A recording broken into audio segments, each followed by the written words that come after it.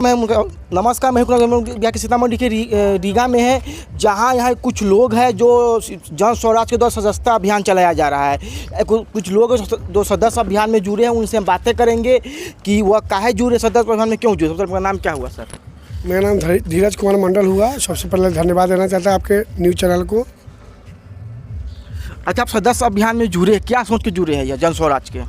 जन स्वराज को जो प्रशांत किशोर जी है उनका सोच बहुत उत्तम है, बहुत अच्छे हैं, इसलिए उनकी बातों को और उनके हर बातों को ध्यान देते हुए इसलिए जुड़े। इसीलिए जुड़े सर। आप भी जुड़े क्या जन स्वराज से? हाँ, जुड़े हुए हैं। आप काहे जुड़े, मतलब क्या लगा कि जन स्वराज में क्या अच्छाई दिखा? जन स्वराज में औरों पार्टी के अलावा में हमको ये पार्टी जो बेहतरीन काज करने की क्षमता रखता है, ये जन स्वराज में प्रशांत किशोर जी के साथ हम लोग कदम से कदम मिला के चलने का काम करेंगे। बीजेपी से भी जुड़ सकते हैं, मतलब कि आरजेडी से भी जुड़ सकते हैं? हम लोग तो बीजेपी में जुड़े हुए थे, जदयू में जुड़े हुए थे, पर पार्टी का दरकिनार करके हम लोग जन स्वराज को जुड़े। ठीक है, आप जुड़े हुए थे, कहीं ना कहीं आपको कुछ हमको अच्छा ही दिखा जन स्वराज। क्या स्वराज में जो है, जो और पार्टी के अलग सिस्टम है, कहने और करने में अंतर है, कहने करने में अंतर है।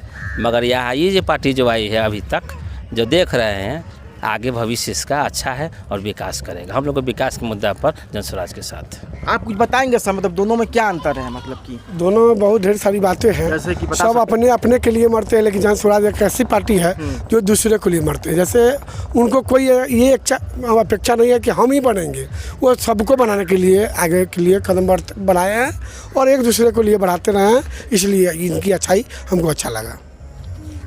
सर, आप जिला अध्यक्ष है यहाँ के, आप क्या कहना चाहते हैं? आप यानी कि देख ही रहे हैं, सबसे पहले मैं आपको धन्यवाद दे दूं। और आप देख रहे हैं जो रीगा के पावन धरती पर आप यहाँ उपस्थित हैं, यहाँ युवाओं के अंदर और बुजुर्गों के अंदर आप उत्साह जो देख रहे हैं कि किस तरह से जन स्वराज के प्रति उनका उत्साह है और उनका विश्वास है।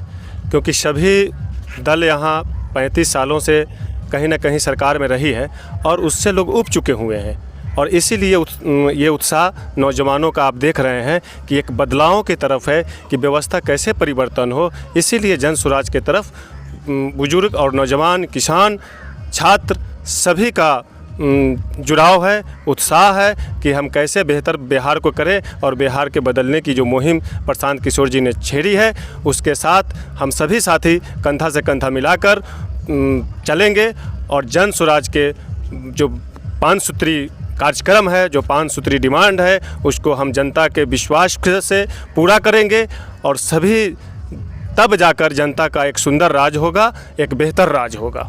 कहीं ना कहीं तेजस्वी यादव माई बहन योजना चला है, मतलब कि प्रत्येक कि घर में जो भी औरत है 2-2 हज़ार रुपया दिया जाएगा। देखिए, माई बहन जो योजना है, इसके बारे में कहेंगे तो लोग मजाक उड़ाएगा, ठीक है। अब वो कितने पढ़े लिखे हैं मैं उस पर जाना नहीं चाहता हूँ, लेकिन जितने पढ़े लिखे लोग हैं वो थोड़ा सा मैथमेटिक्स के हिसाब से उसका कैलकुलेट कर लेंगे कि यहाँ महिलाएं कितनी हैं बिहार में, ठीक है। और जनरल महिलाओं को अगर वो 2,000 रुपया या 2,500 रुपया देने की जो बात कर रहे हैं, अगर 2,500 रुपया जनरल महिलाओं को अगर तेजस्वी जी देते हैं तो बिहार के बजट कितना है और पैसे देने पर कितना पैसा हो रहा है, इसका कम से कम पढ़े लिखे लोग अगर हिसाब कर लेंगे तो समझ जाएंगे कि वो सिर्फ घोषणा है या काम को करना है। जब नीतीश कुमार और तेजस्वी दोनों साथ एक साथ हुए थे, उस समय भी उन्होंने लोगों को रोजगार दिया था ना। देखिए, अब आप बहुत अच्छी बात कहें रोजगार की। एक टीचर का, मैं ज़्यादा रोज़गार की बात नहीं करूँगा, एक टीचर का जो उन्होंने डाटा दिया है उसको अगर आप देख लीजिएगा तो आपको लग जाएगा। वही टीचर कभी यानी कि इसमें था, आपको पंचायती से जुड़ा हुआ था या प्रखंड से प्रमुख से जुड़ा हुआ टीचर था, और वही टीचर को जब यानी कि उन्होंने बीपीएस का एग्ज़ाम लिया और वो टीचर जब वहाँ चला गया, फिर उसी को बताते हैं कि ये भी हम नौकरी दे दिए। अरे आप यानी कि फ्रेश कितना दिए हैं? जो पहले से ऑलरेडी टीचर उसमें शामिल है उसको भी आप गिना दे रहे हैं कि हमने इतना यानी कि दे दिया टीचर का नौकरी। आप फ्रेश कितना दिए हैं? उसके बाद भी सबसे बड़ी कमी देखिए कि बिहार में खुद यानी कि युवा परेशान है। और वो जब नीतीश कुमार मुख्यमंत्री थे उस समय में उन्होंने क्या किया कि केंद्र का यानी कि उनका सपना था, उस सपना को पूरा करने के लिए जब पहला बार जब बीपीएससी का जब एग्ज़ाम हुआ, उसमें आप देखिएगा जो टीचर बने हैं उसमें बिहार से मुश्किल से 20% होंगे और अदर स्टेट के 80% होंगे। अच्छा, सुन रहे हैं नीतीश कुमार के बेटे में निशांत कुमार भी आने वाले राजनीति में, इस पर क्या कहना चाहते हैं आप? क्या निशांत कुमार राजनीतिक हो पाएगी? देखिए, ये राजनीतिक प्लेटफॉर्म सभी के आने का है, सब लोग आके काम कर सकते हैं, ठीक है। कहीं ना कहीं लोग तेजस्वी के बेटों को जाना, ठीक है, चिराग पासवान के मतलब कि रामविलास पासवान के बेटों को जाना, नीतीश कुमार के बेटों को अभी तक कोई नहीं जान रहा है। क्या कहना चाहते हैं? देखिए, अब उसका आपने कहा तेजस्वी जी की, तो तेजस्वी जी का पहचान उनके पिता से, उनके पिता से, हाँ। रामविलास पासवान जी से पहचान चिराग पासवान जी का। तो अपने अंदर कैपेबिलिटी अगर यानी कि निशांत जी में अगर अभी होती तो खुद अपना मैदान सजा चुके होते। और फिर किस प्लेटफॉर्म पर आएंगे? वो नीतीश कुमार के बेटा बन के आएंगे, बल्कि उनका अपना कलेवर नहीं होगा, प्रशांत जी का अपना कलेवर है। और प्रशांत जी अपने इरादे के साथ 2 सालों से वो चल के जनता के साथ पैदल चल कर वो बता दिए हैं कि मैं किस इरादे से आया हुआ हूँ। और ये सरकार बनाने की बात नहीं है, ये व्यवस्था परिवर्तन करने की। हो गया। हाँ, तक कौन से थाने पे थे आप? पिपरोल करके नया थाना खुला था, अच्छा। जो अभी भाड़े के मकान में, खुद उसका भवन भी नहीं था। हम लोग कोशिश कर रहे थे ये कि भाई आप मेरे नेता को लेके जा रहे हैं तो आप जगह बताइए कि कहाँ लेके जा रहे हैं। सरकार इतनी डरी हुई जगह, थी, सरकार मतलब कि जगह बता नहीं रही थी, सरकार बता भी नहीं रही थी कि हम कहाँ लेके जा रहे हैं। आनन फानन में 4 घंटा तो रोड पे लेके घूमती रह गई कि मूव कहीं इकट्ठा ना हो जाए, कहीं बड़ा यानी कि इनके साथ ये ना हो जाए। इस वजह से वो भागती रही, छुपाती रही। और हम लोग जानना चाह रहे थे कि भाई आप कहाँ लेके जा रहे हो, बताओ भाई, नेता हमारे हैं, आप कहाँ लेके जा रहे हैं। लेकिन ये बताना नहीं चाह रही थी प्रशासन। और उसी बीच में हम साथी यानी कि जन स्वराज के लमसम 20-22 आदमी हम लोग पिपरोल थाने में डिटेन किया गया ASP के द्वारा। फिर कोर्ट में जाते तो कोर्ट में क्या होता है वहाँ पे?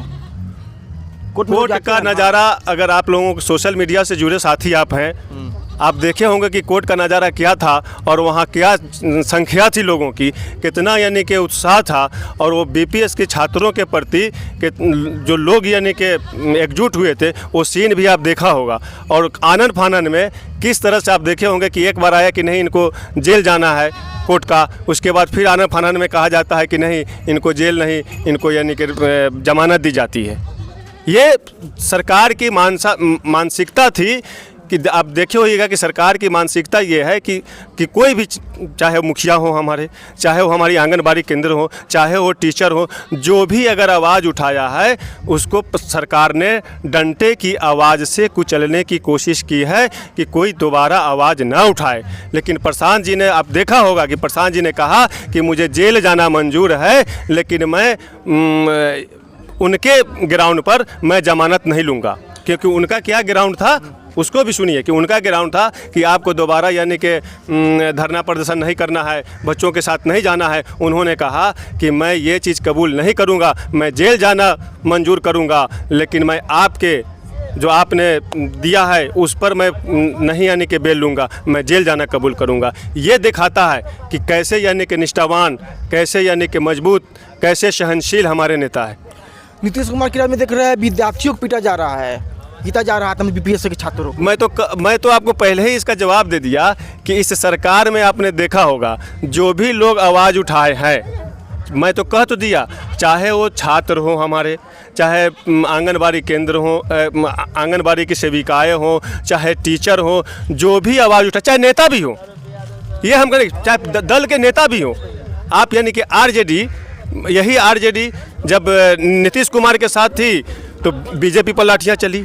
जब यही यानी कि आज नीतीश कुमार BJP के साथ है तो RJD पर लाठी चली। यहीं पर हमारे यानी कि अभी आपको ये है कुशवाहा जी, आप देखे होंगे कि वो भी रोड पर उतरे होंगे तो किस तरह से लाठियाँ चली थी। ये सरकार यानी कि दमनकारी सरकार हो चुकी हुई है, ये लाठी से आवाज़ दबाना चाहती है। और ये मैंने जो बात कहा है ना कि कोई भी सरकार अगर लंबी रह जाती है तो अहंकारी हो ही जाती है, उसको गद्दी से हटाना चाहिए।